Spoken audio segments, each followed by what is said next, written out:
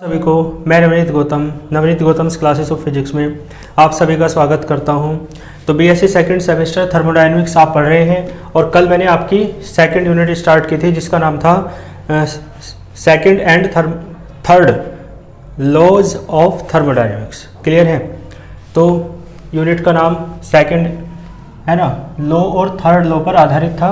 तो second law of thermodynamics क्या होता है और उसके वेरियस स्टेटमेंट्स क्या क्या हैं वो मैंने आपको करा दिए थे, जिनमें मैंने आपको केल्विन प्लांक स्टेटमेंट कराया और फिर क्लोसियस स्टेटमेंट आपको कराया था। ठीक है, उसके बाद देखो मैंने आपको कार्नोट थ्योरम जो आपकी फर्स्ट यूनिट में थी, सिलेबस बहुत गलत तरीके से डिजाइन कर रखा है, मैंने बताया था आपको।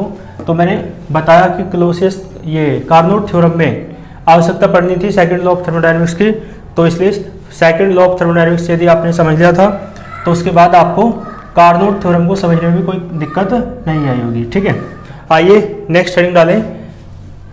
नेक्स्ट हेडिंग है आज की, आपके सिलेबस के अकॉर्डिंग ही है, देख लें आप अपना सिलेबस मैंने डिस्कस कर रखा है। ठीक है, तो आपने देख लिया होगा। तो देखो हेडिंग डालो, आज पढ़ेंगे क्लोसियस इनइक्वलिटी। ठीक है जी, क्लोसियस इनइक्वलिटी। इनइक्वलिटी यानी असमता, यानी गैर बराबरी एक तरीके से। ठीक है, समझ रहे हो? अतुल्यता कह सकते हैं। क्लोसियस आपको मैंने बताया था, रुडोल्फ क्लोसियस, ये क्या है? एक साइंटिस्ट हैं। देखो क्लोसियस ने एक इनइक्वलिटी दी, क्या मतलब है इसका? देखो पहले, इससे पहले थोड़ा सा बेसिक समझो। आप एक बताओ, आपके पास दो हीट इंजन हैं। ठीक है, एक तो है आपके पास कार्नोट हीट इंजन, ठीक है, पता है ना आपको।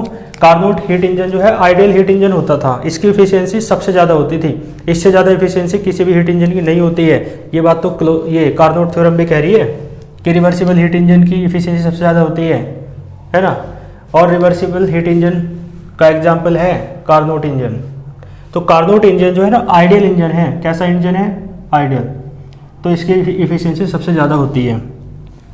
ठीक है, मान लो इसकी इफिशियंसी है ईटा सी। ठीक है जी, सी फॉर कार्नोट। और एक आपके पास नॉर्मल इंजन है। कैसा इंजन है? नॉर्मल।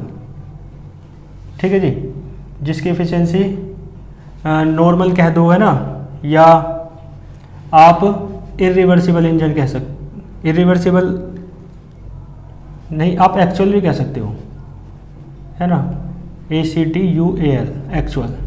ठीक है, नॉर्मल कह सकते हो या एक्चुअल कह सकते हो। ये नॉर्मल इंजन है, एक्चुअल इंजन है, क्योंकि तो आइडियल है ना, और आइडियल तो इमेजिनरी होता है ना, पूरी तरीके से प्राप्त नहीं किया जा सकता, मैंने बता रखा है आपको। तो ये तो आइडियल हीट इंजन है, लेकिन ये एक्चुअल है, जो हो सकता है, जो थ्योरी में कहा गया वही सिद्धांत, जो सिद्धांत में कहा गया, थ्योरी में कहा गया वही प्रैक्टिकली भी हो सकता है, ऐसा कोई हीट इंजन है। ठीक है, मान लो उसकी एफिशिएंसी ईटा ही है। ठीक है, तो पता है, यदि आपको पता लगाना है, देखो कंडीशन 3 नहीं बनेगी। ये जो नॉर्मल इंजन है आपका, ये या तो रिवर्सिबल हो सकता है ना, या फिर इरिवर्सिबल हो सकता है। ठीक है, दो कंडीशन बन रही है, या तो रिवर्सिबल हो जाए या इरिवर्सिबल। तो इसके लिए देखो क्या होता है, आप बताना मुझे। यदि इफ ईटा, जो ईटा है ना, यानी ये जो नॉर्मल वाला इंजन है इसकी एफिशिएंसी है ईटा, यदि कि कैसे आ रही है? कम efficiency of Carnot heat engine से, तो बताओ फिर क्या होगा? भाई कार्नोट हीट इंजन तो रिवर्सिबल होता है। ठीक है, कैसा होता है? रिवर्सिबल। तो कार्नोट हीट इंजन की एफिशिएंसी तो सबसे ज़्यादा होगी, लेकिन ये जो हमारे पास नॉर्मल इंजन है कोई दूसरा, उसकी एफिशिएंसी ईटा जो है कार्नोट हीट इंजन की एफिशिएंसी से क्या है? कम है। क्लियर है? तो इसका मतलब पता है क्या है? इसका मतलब ये है कि ये जो है ना कम दक्ष है, कम एफिशिएंट है कार्नोट हीट इंजन से। ठीक है, इसका मतलब कम एफिशिएंट होने का मतलब क्या है? एफिशिएंसी कम है। एफिशिएंसी कम होने का मतलब क्या है? कम एफिशिएंट है। और कम एफिशिएंट होता है, कल पढ़ाया था कार्नोट थ्योरम में, कम एफिशिएंट होता है इरिवर्सिबल इंजन। पढ़ा है ना आपने? सबसे ज़्यादा एफिशिएंट या सबसे ज़्यादा एफिशिएंसी किसकी होती है? रिवर्सिबल हीट इंजन की। इसका मतलब है ईटा जो है ना वो कम है कार्नोट के रिवर्सिबल इंजन से। तो इससे ये बात सिद्ध हुई है कि ईटा जो है ना, मतलब ये जो नॉर्मल इंजन है ये रिवर्सिबल नहीं है, क्योंकि रिवर्सिबल तो तब होता यदि इसकी एफिशिएंसी बराबर हो जाती कार्नोट के हीट इंजन से। ठीक है, बराबर नहीं है, कम है। तो इसका मतलब क्या हुआ कि जो आपका नॉर्मल इंजन है ना, ठीक है, ये जो नॉर्मल इंजन है आपका ये कैसा होगा? ये होगा आपका इरिवर्सिबल। ठीक है जी, कैसा होगा? इरिवर्सिबल, यानी अनुत्क्रमणीय। बात समझ में आई? पहला पॉइंट ये बात नॉर्मल है ना। अभी मैं क्लोसेस इनइक्वलिटी का बेस बना रहा हूँ आपका। और देखो, यदि जो ईटा है नॉर्मल हीट इंजन की एफिशिएंसी वो बराबर हो जाए कार्नोट हीट इंजन के, तो इसका मतलब क्या हुआ कि भैया इसकी एफिशिएंसी तो होती है सबसे ज़्यादा, इसकी एफिशिएंसी नॉर्मल इंजन की एफिशिएंसी भी कार्नोट हीट इंजन की बराबर हो गई। इसका मतलब है ये भी कोई साधारण इंजन नहीं है, ये भी रिवर्सिबल इंजन है, तभी तो एफिशिएंसी बराबर हुई। क्योंकि आपको पता है, कल पढ़ाई थी कार्नोट थ्योरम, जितने भी हीट इंजन हैं और जो रिवर्सिबल हीट इंजन हैं जितने भी, सबकी एफिशिएंसी सेम होती है। तो नॉर्मल हीट इंजन की एफिशिएंसी कार्नोट हीट इंजन की एफिशिएंसी के जैसी हो गई, और कार्नोट हीट इंजन कैसा है? रिवर्सिबल। तो इसका मतलब ये भी कैसा रहा होगा? रिवर्सिबल, तभी तो एफिशिएंसी सेम हुई है। कार्नोट थ्योरम का सेकंड वाला देखो, तो इसका मतलब क्या हुआ कि जो आपका नॉर्मल इंजन था ना, ठीक है, ये कैसा होगा अब इस स्थिति में? रिवर्सिबल। समझ आ रहा है आप लोगों को? ठीक है। और देखो एक स्थिति और बन जाएगी यहाँ से, यदि ईटा क्या हो जाए? बड़ा हो जाए। किससे? ईटा सी से। ठीक है, और ऐसा तो हो ही नहीं सकता, क्योंकि भाई देखो कम हो सकती है एफिशिएंसी नॉर्मल हीट इंजन की, तो इरिवर्सिबल है। दो ही तो केस बनेंगे। और बराबर हो सकती है तो रिवर्सिबल, है ना? क्लियर है? अब ज़्यादा तो हो ही नहीं सकती, ये तो ये कार्नोट थ्योरम का है ना, कॉन्ट्रडिक्शन हो जाए, कार्नोट थ्योरम की विरोध में हो जाएगी बात उसके अगेंस्ट। क्योंकि कार्नोट थ्योरम तो ये कहती है कि कोई भी हीट इंजन ऐसा नहीं है जिसकी एफिशिएंसी रिवर्सिबल हीट इंजन से ज़्यादा हो, और कार्नोट हीट इंजन कैसा है? रिवर्सिबल हीट इंजन, तो इससे ज़्यादा कैसे हो जाएगी किसी वैसे हीट इंजन की एफिशिएंसी? तो ये तो इम्पॉसिबल है ना। ये जो केस है ना, केस थर्ड, ये आपका इम्पॉसिबल है। बात समझ में आई? तो ये तरीका है, ठीक है, क्या ये बात पता लगाने का कि कौन सा हीट इंजन रिवर्सिबल साइकिल में वर्क कर रहा है ना, यानी कौन से हीट इंजन की साइकिल रिवर्सिबल है और कौन से हीट इंजन की साइकिल इरिवर्सिबल है। दूसरे शब्दों में कह सकते हैं कि कौन सा हीट इंजन रिवर्सिबल है और कौन सा हीट इंजन इरिवर्सिबल है। ये तरीका है, ठीक है, किस चीज़ को पता लगाने का? इसी बात को, ठीक है, कि कौन सा हीट इंजन रिवर्सिबल है और कौन सा इरिवर्सिबल। क्लियर है? लेकिन देखो दिक्कत क्या आई क्लोसेस, जब ये तो भाई सिंपल सी बात है, ऐसे तो पता चल जाता था, लेकिन दिक्कत वहाँ आई कौन सा हीट इंजन रिवर्सिबल है कौन सा इरिवर्सिबल है, जब ईटा से बात नहीं हुई। क्योंकि देखो ईटा का फॉर्मूला है, ये जो ईटा है ना इसका फॉर्मूला है नॉर्मल वाले इंजन के लिए क्या था? 1 - Q2/Q1, और इसका भी फॉर्मूला है 1 - T2/T1। ठीक है जी। तो इसका मतलब है ये जो तरीका है ना केवल तभी अप्लाई हो रहा है जब आप सोर्स से हीट ले रहे हैं, सिंक को दे रहे हैं। ठीक है, सोर्स का टेम्परेचर T1 है और सिंक का टेम्परेचर T2 है, यही तो बात है। इसका मतलब है जब दो टेम्परेचर्स के बीच वर्क कर रहा हो सिस्टम आपका, यानी जब हीट इंजन केवल दो टेम्परेचर्स के बीच वर्क कर रहा हो, तो ये मेथड जो है ना केवल तभी अप्लाई होगा, इससे पहले नहीं होगा। क्लियर है? लेकिन देखो क्लोसेस को दिक्कत क्या आई, मान लो ऐसी स्थिति हो जाए कि हीट इंजन दो से अधिक टेम्परेचर्स के बीच वर्क कर रहा हो, ठीक है, यानी एक से अधिक हॉट बॉडी हो, एक से अधिक कोल्ड बॉडी हो, ऐसी स्थिति हो सकती है। जैसे वर्किंग सब्सटेंस है ना, तो मान लो एक ये रहा, है ना, एक ये रहा, एक ये रहा, इस तरीके से कई सारी बॉडीज हो सकती है ना, इनमें सब कोई सी भी हॉट हो सकती है, कोई सी भी कोल्ड। उदाहरण के लिए कुछ भी मान सकते हो, मान लो ये यहाँ से देखो, मान लो ये Q1 हीट लेता है, ठीक है, T1 टेम्परेचर पर, ठीक है, ये देखो T2 टेम्परेचर पर कितनी हीट ले रहा है इससे Q2, और मान लो इन्हें दे रहा है, ठीक है, तो कितनी देगा Q1 डैश मान लो, ठीक है जी। और ऐसे इससे है ना, ये इसे दे रहा है ना, तो ये इसे भी देता हुआ मान लो, Q2 डैश मान लो। कुल मिला के देखो, जब वर्किंग सब्सटेंस तो एक ही हो, लेकिन हॉट बॉडी कोल्ड बॉडी है ना, यानी टेम्परेचर्स एक से अधिक हो जाएं, तो फिर ये वाला फॉर्मूला तो अप्लाई नहीं होगा ना इफिशियंसी को बताने के लिए। तो फिर कैसे बताओगे आप कि कौन सा इंजन जो है ना, ज़्यादा इफिशियंट है, कौन सा अधिक दक्ष है ना, या फिर कौन सा इंजन रिवर्सिबल है, कौन सा इंजन इरिवर्सिबल है, ऐसा कैसे बता पाओगे।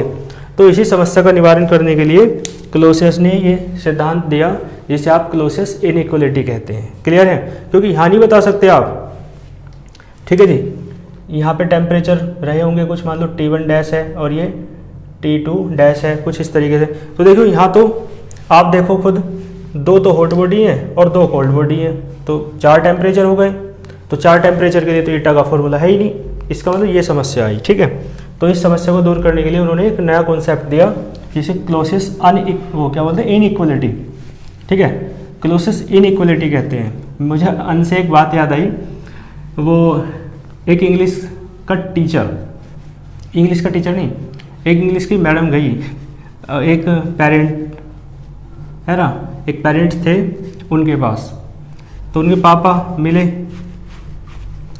बच्चे की शिकायत करने गई थी वे कि आपका बच्चा बिल्कुल इंग्लिश में बेकार है, डल है ना, वो कुछ नहीं जानता है। तो पता पेरेंट्स ने क्या कहा, मतलब उनके पापा ने क्या कहा, उनके पापा ने कहा ये बच्चा इंग्लिश में कमज़ोर हो ही नहीं सकता, क्योंकि इसे तो खुद इंग्लिश में पढ़ाता हूँ, ये बात तो अनपॉसिबल है। बात समझ में आई आपको। वो पेरेंट्स भी ऐसे ही थे है ना, उनके पापा भी क्या कह रहे, अनपॉसिबल, समझ गए। तो मुझे उनसे ये बात याद आई थी, तो बच्चा तो कमज़ोर हो गई जब पेरेंट्स भी ऐसे ही है ना, मतलब वो पढ़ाते हैं ना, वो कह रहे थे।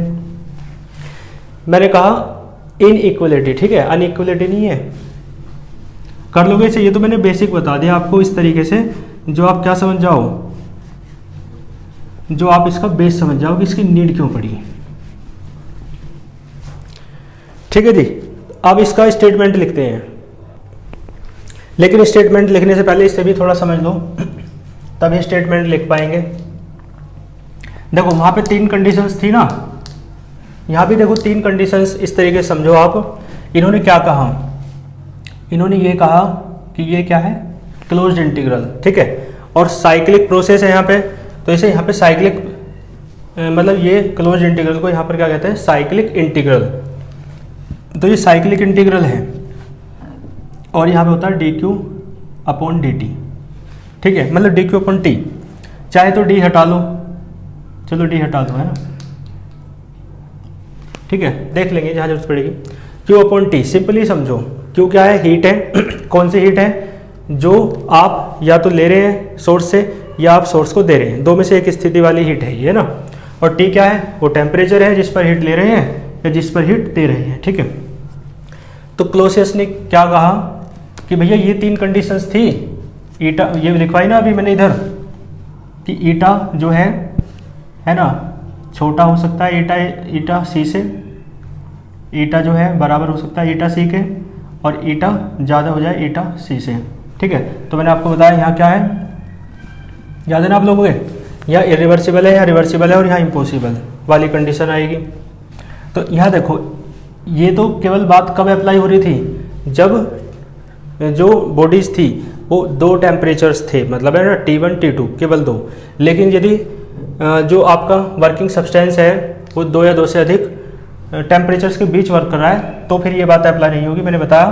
तो फिर ये वाली बात अप्लाई होगी, ठीक है। कौन सी, इसके जैसे ये है, यहाँ पे आ जाएगा ये, ठीक है जी। और ये बात थी इरिवर्सिबल के लिए, वो मैंने रफ कर दी, इसकी जरूरत पड़, मतलब इससे समझाऊंगा तो अच्छे से समझ में आएगा। और ये रिवर्सिबल, और ये है आपका, ये वाली कंडीशन पॉसिबल नहीं थी, ठीक है जी। ऐसे ही आप देख सकते हो q/t है ना, यानी इसे बोलते हैं cyclic integral of q/t is less than 0, 0 से कम होगा यदि ये है ना, तो इंजन कैसा होगा आपका, इरिवर्सिबल, ठीक है जी। उधर ही लिख रहा है ना, यहाँ देखो दूसरी कंडीशन, यदि ये बराबर हो जाए तो कितना आ जाएगा, ठीक है, कैसा होगा, साइकिल रिवर्सिबल, क्लियर है ना। इस कंडीशन में यही है बात, बिल्कुल रिवर्सिबल हो जाएगा, और यहाँ पे भी वही बात है, रिवर्सिबल हो जाएगा। और ये वाली कंडीशन बताओ आप, यदि ये क्या हो जाए, ग्रेटर देन 0 हो जाए तो ये हो जाएगा इम्पॉसिबल, ये है ना। तो बिल्कुल जैसे वो था ना, दो टेम्परेचर्स के लिए आप पता लगाते थे कि कब साइकिल, है ना, कब हीट इंजन का साइकिल जो है रिवर्सिबल होगा और कब इरिवर्सिबल होगा, है ना। तो ठीक उसी प्रकार बता रहे हैं, बस क्लोसियस ने दूसरे तरीके से कहा, उन्होंने कहा क्लोज इंटीग्रल, यानी कि साइक्लिक इंटीग्रल कहेंगे, क्योंकि साइक्लिक प्रोसेस है, साइकिल है ना। तो cyclic integral of Q upon T, Q आपको पता है, मैंने बताया हीट गिवन, है ना, या टेकन फ्रॉम द, देखो heat taken from the source हो सकती है या heat given to the sink हो सकती है, इस तरीके से, ठीक है जी। और टी क्या है, वो टेम्परेचर है जिस पर हीट या तो दी जा रही है या ली जा रही है, लेस देन हो जाएगा, ठीक है। तो वही वाली बात इरिवर्सिबल, ठीक है, वो वाली बात तो आपने समझ ली ना। तो ये आपके कोई कठिन नहीं है फिर, इसलिए मैंने उसे समझाने पे ज़्यादा टाइम लिया, ज़्यादा जोर दिया। और ये 0 के बराबर तो रिवर्सिबल, और ये वाली कंडीशन जब वो इम्पॉसिबल है तो ये भी इम्पॉसिबल है, ठीक है। तो इस तरीके से ये है क्लोसियस इनइक्वलिटी, ठीक है। लेकिन क्लोसियस इनइक्वलिटी की मेन बात पता है क्या है, मेन बात ये है, जो क्लोसियस इनइक्वलिटी की बात है कि क्लोज इंटीग्रल, या अब तो साइक्लिक इंटीग्रल कहेंगे, cyclic integral of Q upon T, ठीक है, लेस देन 0। एक तो ये है, और एक पता है क्या है, एंड क्लोज्ड इंटीग्रल, ये साइक्लिक इंटीग्रल ऑफ किसका है, क्यू अपॉन टी, ठीक है। ये है इरिवर्सिबल इंजन का, लिख दोगे ना, पूरा नहीं लिखना, इरिवर्स है ना, इतना ही लिख लो बस, इरिवर्सिबल, ठीक है। इसका मतलब है Q upon T, close integral Q upon T for a reversible cycle, reversible cycle के लिए, ठीक है। और बताओ यदि क्यू अपॉन टी हो, cyclic integral Q upon T हो रिवर्सिबल साइकिल के लिए, तो इनमें से कौन ज़्यादा होगा, बताओ, आप खुद समझ पा रहे हैं कौन ज़्यादा होगा। भाई यहाँ लिखा है ना 0, इस 0 की जगह ये वाला रख दो, 0 की जगह ये है ना, ठीक है, तो ये रख दो। तो इसका मतलब ये 0 के बराबर कब हुआ, जब रिवर्सिबल था, ठीक है।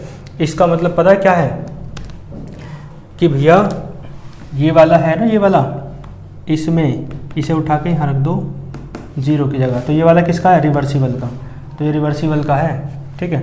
मैंने कहा इसे उठा के यहाँ रख दिया, और ये वाले में क्या आ रहा है, रिवर्सिबल, तो ये किसका था, रिवर्सिबल का। तो जो रिवर्सिबल की है ना, इधर आ जाएगा, और फिर ये क्या, ये किसका है, ये इरिवर्सिबल का है। तो यहाँ से एक रिलेशन बना इन दोनों के बीच, ठीक है।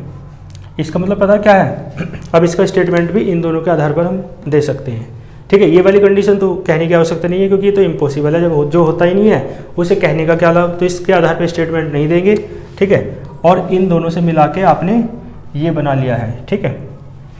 और ये वाली बात भी है, तो ये इसका जो स्टेटमेंट दिया जाएगा इन दोनों के आधार पर दिया जाएगा। ये तो केवल समझाने के लिए मैंने आपको बता दिया है सारा, ठीक है जी।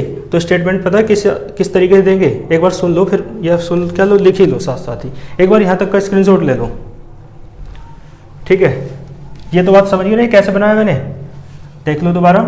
ये क्यू अपॉन टी था, क्यू अपॉन टी जो था ये वाली कंडीशन किसके लिए थे, रिवर्सिबल के लिए, इसका भी रिवर्सिबल के लिए है कंडीशन, ठीक है। और 0 की वैल्यू ये है, या इसकी वैल्यू 0, ऐसे कह सकते हो। तो ऊपर वाली कंडीशन जो है वो इरिवर्सिबल के लिए, तो यहाँ इरिवर्सिबल लिख लिया। अब 0 की जगह ये वाली वैल्यू यहाँ रख दी बस, तो ये वाली कंडीशन बन जाएगी या नहीं, ठीक है। बीच में क्या है, लेस देन, ये उठा के 0 की जगह ये उठा के आपने यहाँ रख दिया, तो ये कंडीशन बन जाएगी, ठीक है। समझ में आया होगा। चलो अब मैं इसका स्टेटमेंट लिख देता हूँ। तीसरी कंडीशन की आवश्यकता नहीं है, क्योंकि तो इम्पॉसिबल है, जो इम्पॉसिबल है उसकी क्या बात करना, जो हो सकता है उसके बारे में बात करेंगे।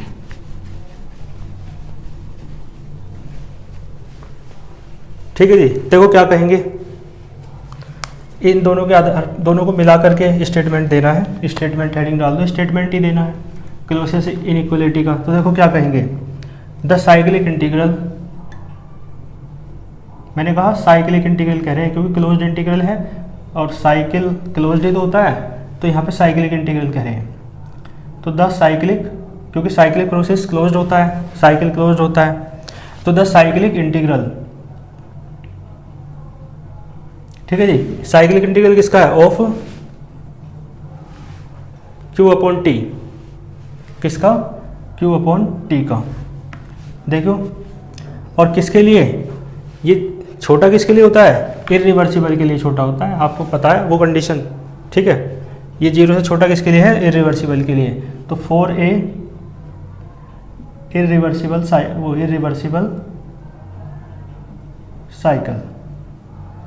इरिवर्सिबल साइकिल के लिए, ठीक है। For a irreversible cycle, irreversible cycle किसका है? हीट इंजन का, इतना कहने की जरूरत नहीं है, ठीक है। इरिवर्सिबल कौन है? Heat engine. लेकिन हीट इंजन में साइकिल होता है ना, साइकिल होता है, हीट इंजन रिवर्सिबल नहीं है। हीट इंजन में जो साइकिल है वो रिवर्सिबल या इरिवर्सिबल होता है।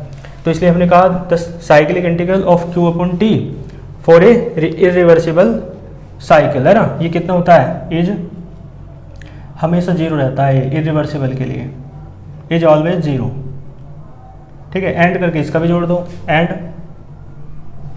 ठीक है। ये वाली बात तो है ही भाई, ये वाली बात 0 से तो कम है, ये सही बात है। इज ऑलवेज लेस देन 0 ये लिखना था, is always less than 0, less than आ रहा है ना, क्लियर है। तो ये सारी बात, यानी एक cyclic integral of Q upon T for a irreversible cycle is always 0, इतनी तो बात कह दी स्टेटमेंट में। इसकी और कह दो, इतना तो कह ही दिया भाई, देख लो ये और ये सेम तो है। तो 0 से कम है, ये तो बात सच है, और इससे भी कम है ना। लिखो एंड, फिर दोबारा वही कहो, and always less then, and always less then, और हमेशा लेस देन होता है किससे? वही, ये क्या है? साइक्लिक इंटीग्रल,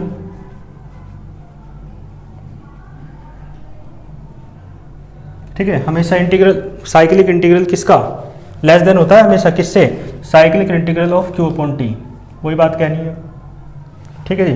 और किसके लिए? यहाँ पे लिखा है रिवर्सिबल, तो फॉर ए रिवर्सिबल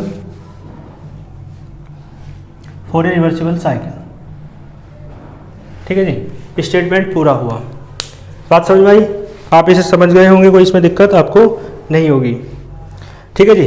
तो जो साइक्लिक इंटीग्रल है Q अपॉन टी का, cyclic integral of Q upon T for a irreversible cycle is always less than 0, 0 से कम है हमेशा, ठीक है। ये बात कह दी। एंड देखो 0 से कम है, ये वाला 0 से कम है, और इससे भी तो कम है, तो ये क्या है बता दो? एंड ऑलवेज लेस देन, और हमेशा इससे भी कम है, इससे किससे? ये है cyclic integral of Q upon T for reversible cycle, ठीक है। तो स्टेटमेंट आपने लिख दिया, दैट इज करके ये लिख देना, दैट इज करके ये लिखना, दोनों को बॉक्स में बंद कर देना, ठीक है। इसका मतलब क्या हुआ? पहले हमने फॉर्मूले समझा कॉन्सेप्ट को, फिर लैंग्वेज अपने आप बनाई है, ठीक है। याद नहीं करनी लैंग्वेज, लेकिन लिखने का मेथड यही है कि लैंग्वेज स्टेटमेंट पहले लिखोगे और फिर ये लिखोगे आप, है ना। और जो बाकी मैंने समझाया था ना सब, वो तो आप रफली नोट्स कर सकते हो। उसका स्टेटमेंट, इसका क्लोजेस्ट इनइक्वालिटी को समझने से नाता है, उसे लिखने की कोई आवश्यकता नहीं है। और लिखना चाहो तो ये वाली कंडीशन लिख सकते हो जो मैंने लिखवाई थी, ये है ना, कि cyclic integral Q upon T less than 0 है तो रिवर्सिबल होगा, बराबर है तो रिवर्सिबल होगा, और बड़ा है तो इम्पॉसिबल होगा, ये लिख सकते हो। ईटा वाली वो पहली बात करने की जरूरत नहीं है, वो केवल समझाने के लिए हमने उसका सहारा लिया था, ठीक है। तो क्लोजेस्ट इनइक्वालिटी टॉपिक आपका कंप्लीट हुआ, यहाँ तक का एक स्क्रीनशॉट ले लो। इसके बाद एक नेक्स्ट हेडिंग डालो, ठीक है। हेडिंग डालो एंट्रोपी पढ़ देंगे आज, है ना। इसके बाद टॉपिक क्या है आपका? एंट्रोपी, ठीक है। सिलेबस आपके पास है, सिलेबस में देखते चलो। इसके बाद टॉपिक कौन सा है? एंट्रोपी, ठीक है। तो हेडिंग डालो एंट्रोपी,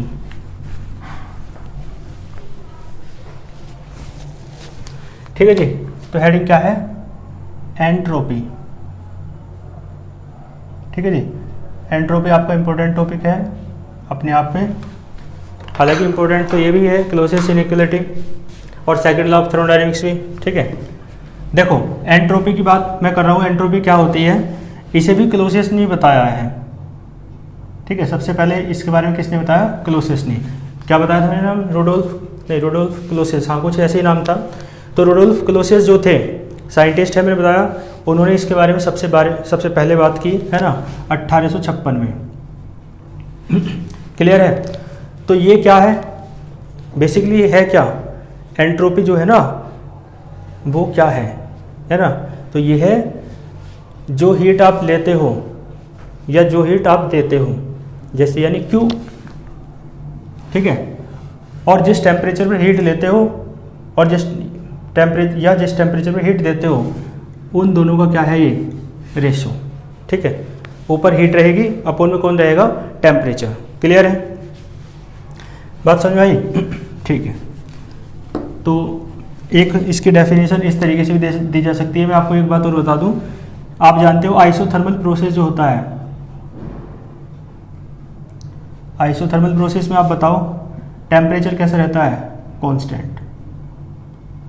आइसोथर्मल प्रोसेस में टेम्परेचर क्या रहता है, कांस्टेंट। और जो एडियाबैटिक प्रोसेस है, एडियाबैटिक प्रोसेस पढ़ा है ना आपने, उसमें आपको पता है there is no exchange of heat, heat का कोई एक्सचेंज नहीं होता है। इसका मतलब है डी क्यू बराबर क्या रहता है, 0, ठीक है। तो डी क्यू 0 रहता है। तो यहाँ से एक बात और है, अभी मैं बताऊँगा। अभी मैंने बताया ना क्यू अपॉन टी को कहते हैं क्या, क्यू अपॉन टी को कहते हैं एंट्रोपी, ठीक है। इसे एस से डिनोट करते हैं या कहीं कहीं फाई से भी डिनोट कर देंगे, ठीक है, एस और फाई से। तो क्यू अपॉन टी होता है, पहले ये बाद में समझना, चलो पहले ये समझो। क्यू अपॉन टी होता है एंट्रोपी, ठीक है। और देखो मान लो जो क्यू है वो 2 प्रकार की हीट हो सकती है, या तो कैसी है, टेकन है, टेकन इन, ली गई, अपने अंदर ली गई, ठीक है। वर्किंग सब्सटेंस लेता है ना हीट, तो क्यू टेकन इन हीट हो सकती है, ठीक है जी। तो मैं ये कहना चाह रहा हूँ, यदि मैं ये कहना चाह रहा हूँ इफ़ Q1 नहीं, if Q be the heat taken in by the working substance, ठीक है। यदि Q1 हीट कैसी है, Q1 क्यों बोल रहा हूँ मैं, यदि Q हीट कैसी है, टेकन इन है, ठीक है। तो फिर ये बताओ आप मुझे, जब हीट ले रहे हो आप, तो फिर इंक्रीमेंट हो रहा है नहीं हो रहा है, इंक्रीमेंट हो रहा है। तो इसे आप कहते हैं, यदि आप हीट लेते हैं तो इसे आप बोलते हैं इंक्रीज इन एंट्रोपी, ठीक है। क्योंकि मैंने बताया क्यू अपॉन टी को ही एंट्रोपी कहते हैं। तो यदि आप हीट ले रहे हैं तो इसे बोलेंगे इंक्रीज इन एंट्रोपी, ठीक है। और इसे आप लिखेंगे डेल्टा एस से, डेल्टा यानी इंक्रीज, इंक्रीमेंट। और ध्यान देना, यदि जो क्यू हीट है वो आप दे रहे हैं, गिव्स आउट, ठीक है, गिव्स आउट है ना, दे रहे हैं, लैंग्वेज में लिख दूंगा अच्छे से, कोई इसमें दिक्कत वाली बात नहीं है। तो यदि आप क्यू हीट दे रहे हो तो फिर बताओ एंट्रोपी में इंक्रीज थोड़ा ना होगा, क्योंकि भाई डेल्टा एस तो तभी तो बढ़ेगा जब क्यू बढ़ेगा। क्यू ही घट रहा है, हीट दे रहे हो आप, तो डेल्टा एस भी घट जाएगा। तो इसे बोलते हैं आप डिक्रीज या डिक्रीमेंट इन एंट्रोपी, ठीक है जी। तो कहने का बस सीधा सा मतलब ये है, एक बार जो मैंने बोला है ना, मतलब लिखा है, ये समझाया है, इसकी लैंग्वेज सुन लो। देखो इफ़, चलो यहीं देखो, if Q be the heat, ठीक है, टेकन इन, ठीक है, if Q be the heat taken in, ली गई है, ठीक है।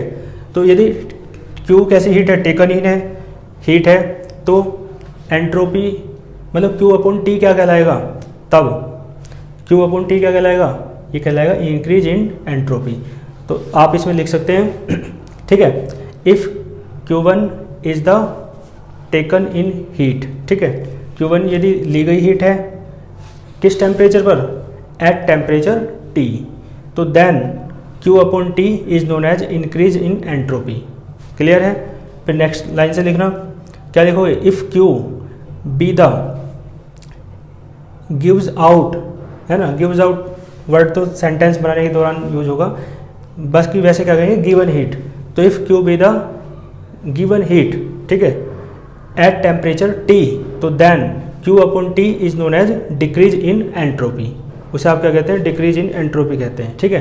एंट्रोपी को हिंदी में भी एंट्रोपी कहते हैं, कभी आप सोच रहे हो कि हिंदी में नहीं बताया, ठीक है जी। तो ये जो मैंने बताया उसकी लैंग्वेज बोल दी है। बाकी तो पीडीएफ नोट्स आपको मिलेंगे ही, बस वो थोड़ा लेट सवेर हो जाता है, समय का बड़ा अभाव रहता है। तो ठीक है, इसलिए मैं इस तरीके से बताने का प्रयास करता हूँ कि वीडियोस को देखकर भी आप रफली नोट्स जो बना रहे हो वो भी आपके लिए परफेक्ट हो। ठीक है जी। तो फिर आप लिखना it is denoted by delta S, है ना। इसे आप डेल्टा एस से मतलब पहले ये लिख लेना it is denoted by S और फाई। एंट्रोपी को आप एस से या फाई से लिखते हैं, है ना। फिर लिखना देन एंट्रोपी चेंज। ये क्या है? एंट्रोपी चेंज है, या तो इंक्रीमेंट हो सकता है, इंक्रीज इन एंट्रोपी, या ये डिक्रीमेंट यानी डिक्रीज इन एंट्रोपी हो सकता है, डेल्टा क्यू। ठीक है, मतलब डेल्टा एस। ठीक है जी। तो ये फॉर्मूला मैंने बताया। और एक बात और सुनो यहाँ पे, इफ द, देखो ये फॉर्मूला तब है जब टेम्परेचर ना बदल रहा हो ड्यूरिंग द प्रोसेस। यदि प्रोसेस के दौरान टेम्परेचर चेंज नहीं होता है तो इफ द टेम्परेचर, है ना, साथ साथ लिखता हूँ ना तो ज़्यादा टाइम लगता है, इसलिए, है ना, समय का तो अभाव है, आप जानते ही हैं। तो मैं ऐसे बता देता हूँ, समझा देता हूँ, नोट्स दे दूँगा। ठीक है, जो बाकी चीज़ मुझे तुम्हें सिखानी है लिखनी कि हाँ भाई ऐसे लिखना है, तो वो तो मैं लिख देता हूँ। जैसे मैंने अभी लिखा था वो, है ना, स्टेटमेंट क्लोजेस्ट इनइक्वालिटी का। लेकिन ये चीज़ें तो ऐसी हैं, है ना, वैसी तो सेंटेंस है, होता है, करता है, ये वो, ये तो आप समझ ही जाते हो नोट से देख के भी, है ना। तो मैं कहना चाह रहा हूँ इफ़ द टेम्परेचर जो है सिस्टम का, if the temperature of the system does not remain constant, does not remain constant. ठीक है, यदि टेम्परेचर कॉन्स्टेंट नहीं रहता है सिस्टम का, किसके दौरान? ड्यूरिंग द प्रोसेस के दौरान, तो फॉर्मूला बदल जाएगा। क्या हो जाएगा? डेल्टा एस बराबर फॉर्मूला हो जाएगा integral D Q upon T. ठीक है जी। फिर फॉर्मूला एंट्रोपी चेंज का ये हो जाएगा डी एस बराबर है integral D Q upon T. ठीक है जी। क्योंकि ये टेम्परेचर चेंज हो रहा है, जब टेम्परेचर चेंज हो रहा है तो हीट भी तो बदलेगी। तो हीट बहुत बड़े एरिया में नहीं देख सकते आप, क्योंकि हीट बदलती जा रही है। ठीक है, तो आप छोटा सा एरिया, छोटी सी जगह देखोगे हीट कितनी है, और छोटी सी जगह, है ना, देख के और उसका इंटीग्रल कर दोगे तो पूरी का निकल जाएगा। ठीक है, तो ये फॉर्मूला कब है? जब टेम्परेचर कांस्टेंट रहे ड्यूरिंग द प्रोसेस। और ये कब है? जब टेम्परेचर कांस्टेंट ना रहे। ठीक है जी। और ये सब मैंने बता ही दिया है आपको। और इसकी डेफिनेशन यदि मैं लिखना चाहूँ तो इस तरीके से भी कह सकते हो, जो मैं इसके माध्यम से बता रहा था। पहले ये समझ लो, मैंने कहा आइसोथर्मल प्रोसेस में टेम्परेचर कैसे रहता है? कांस्टेंट रहता है। और एडियाबैटिक प्रोसेस में आपको पता है डी क्यू क्या रहता है? 0 रहता है। ठीक है, डी क्यू कह दो या क्यू कह दो, हीट 0 रहती है, हीट का एक्सचेंज 0 रहता है। मान लो क्यू है, तो देखो क्यू 0 रहेगा तो डेल्टा एस 0 हो जाएगा नहीं। ठीक है, डी क्यू में कहोगे तो यहाँ डी क्यू रख दो 0, जब भी डेल्टा एस 0 हो जाएगा। तो इसका मतलब एक बात समझ में आई? इसका मतलब है आइसोथर्मल प्रोसेस तो वो प्रोसेस है जिसमें टेम्परेचर कांस्टेंट रहता है। ऐसा कहते थे ना हम, the process in which the temperature of the system remains constant, है ना, कहते थे ना ड्यूरिंग द प्रोसेस। तो then the process is known as isothermal process. तो प्रोसेस को आप आइसोथर्मल प्रोसेस कहते थे, समतापीय प्रक्रम जिसमें ताप समान रहे। लेकिन यहाँ पर एडियाबैटिक को आप ऐसे कह सकते हैं, अभी तक तो ये कहते आए हैं कि एडियाबैटिक प्रोसेस वो प्रोसेस है जिसमें हीट कैसी रहे? हीट का एक्सचेंज ना हो, यानी हीट चेंज 0 रहे। लेकिन अब आप ये कहेंगे कि यहाँ पर डेल्टा एस 0 है, इसका मतलब है एंट्रोपी चेंज 0 है, किसमें? एडियाबैटिक प्रोसेस में। ठीक है, तो आपको एडियाबैटिक प्रोसेस की डेफिनेशन नहीं देनी यहाँ पे कि वो the process in which entropy change is 0, है ना। तो ऐसे प्रोसेस को आप कहते हैं एडियाबैटिक प्रोसेस। आपको एंट्रोपी की डेफिनेशन देनी है इसकी हेल्प लेके। तो पता है आप क्या कहेंगे? आप ऐसे कहेंगे, मैं लिख देता हूँ, देखो ये लिखने की बात है कि एंट्रोपी पता है क्या है? एंट्रोपी वास्तव में क्या है? Entropy is the property, entropy एक प्रॉपर्टी है, थर्मोडायनेमिकल प्रॉपर्टी है। प्रॉपर्टी रहने दो बस, थर्मोडायनेमिक्स तो पढ़ ही रहे हैं तो थर्मोडायनेमिकल प्रॉपर्टी तो होगी। तो एंट्रोपी इज द प्रॉपर्टी, कैसी प्रॉपर्टी है? ठीक है, ऐसी प्रॉपर्टी है जिसके लिए एडियाबैटिक प्रोसेस में हीट का एक्सचेंज नहीं होता है। ठीक है, यानी हीट का एक्सचेंज उसके लिए नहीं होता है। तो एंट्रोपी कैसी प्रॉपर्टी है? एंट्रोपी इज द प्रॉपर्टी, ठीक है, फॉर विच फॉर विच, ठीक है, हीट एक्सचेंज इज जीरो या there is no exchange of heat, मैं लिख नहीं रहा, बोल ही देता हूँ, है ना। या तो ऐसे कह दो कि हीट एक्सचेंज इज जीरो, या आप ऐसे कह दो कि there is no exchange of heat in adiabatic process, ठीक है, क्लियर है।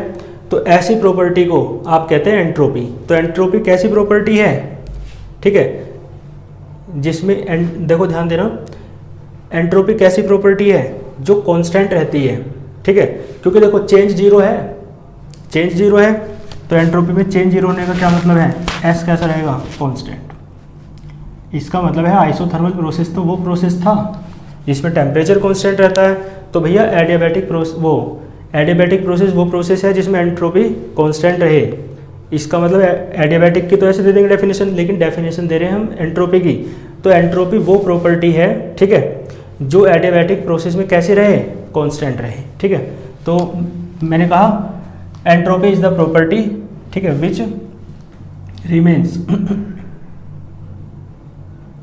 रिमेन्स कांस्टेंट, जो कांस्टेंट रहती है। बताओ कांस्टेंट है या नहीं, क्योंकि डेल्टा एस तो जीरो है, चेंज इन एंट्रोपी जीरो है, तो एस तो कांस्टेंट है। और कहाँ कांस्टेंट है ये, एडियाबैटिक प्रोसेस में। तो एंट्रोपी वो प्रॉपर्टी है जो कांस्टेंट रहती है किसमें, इन एडियाबैटिक प्रोसेस।